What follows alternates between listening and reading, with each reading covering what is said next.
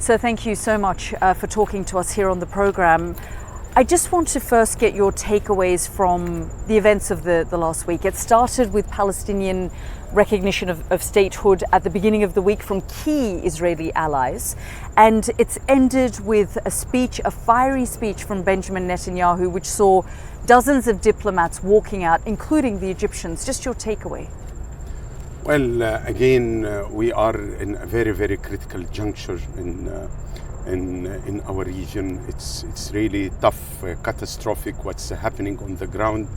Man-made starvation in the 21st century, systematic killings of innocent people only for lining up to get food to feed their own families. So, I mean, it's really a very hard time, and this is compromising the security, the stability, not only for the countries of the region, but for Israel itself. Because, you are creating more and more conducive environment for extremism, for terrorism, for,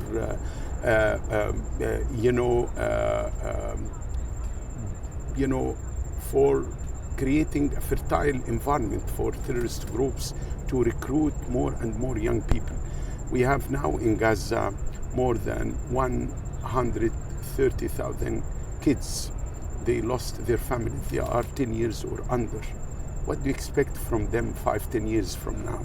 So it's an awful situation, and we are encouraged with meeting with His Excellency President Trump, with Arab and Muslim leaders. 8 countries were attending the meeting, and it was encouraging what he said about his full-fledged commitment to end this ugly war, and of course to reconstruction Gaza while people are staying in their homeland, and even those who are outside Gaza and they would like to come back, they are entitled to come back. So those are some encouraging signals, and we need to move forward with the Trump vision for ending the war and talking about security arrangement, governance of Gaza, and the day after, and above all, political horizon.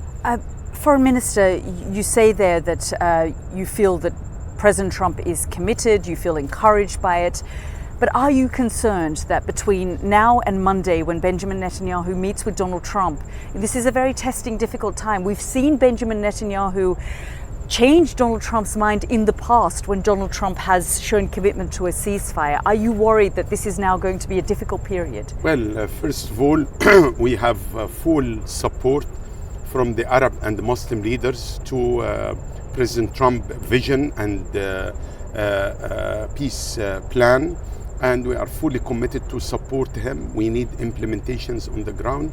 It's for the Americans to deliver, of course, and to dictate and to have this peace plan to be imposed and to be implemented on the ground.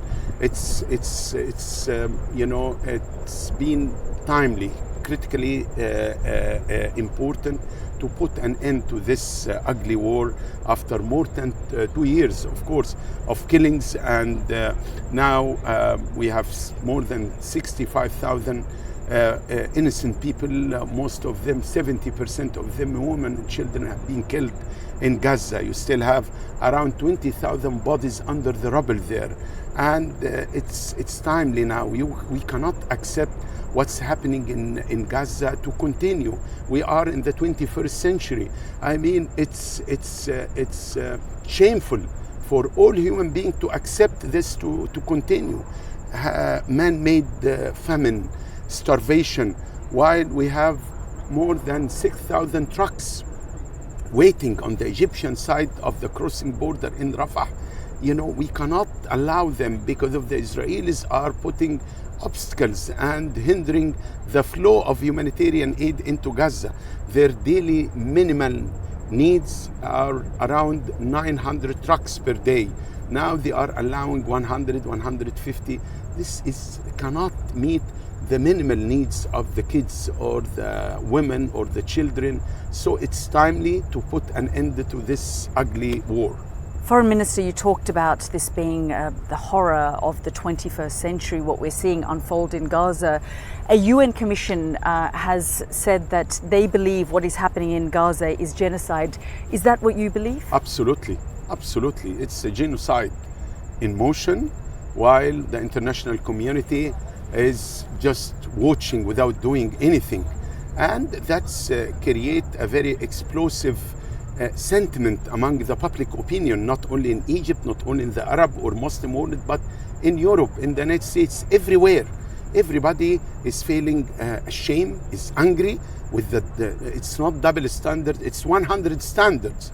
If you arrest one person out crying in the West about violation of human rights and the freedom of expression, and genocide in motion happening under the eyes of the world and without intervening. So it's timely to stop this genocide, and above all to stop the possible ethnic cleansing by pushing people out of their homeland. Is that one of your great concerns now, that there's Absolutely. Pressure being built on Egypt? Absolutely, and there is no ethical, legal or moral reason to kick people out of their homeland, and to be frank with you, it's nonsense to say voluntary displacement. There is no voluntary displacement if you are creating unbearable, a catastrophic environment in Gaza, in the Strip itself, by starvation, by killing people every day. You are forcing them to leave their homeland with one objective: liquidation of the Palestinian cause. Is that something that President Trump has floated with Egypt? Well, we have good discussions, as I mentioned during this meeting. It was very positive, and President Trump said it very clearly that we will develop Gaza, reconstruct Gaza, while people will be there, and even those who fled, they are entitled to come back. And this is very encouraging from President Trump, and we need to build on that and to realize it on the ground, of course. Foreign Minister, really grateful for your time. Thank you so much. Thank you.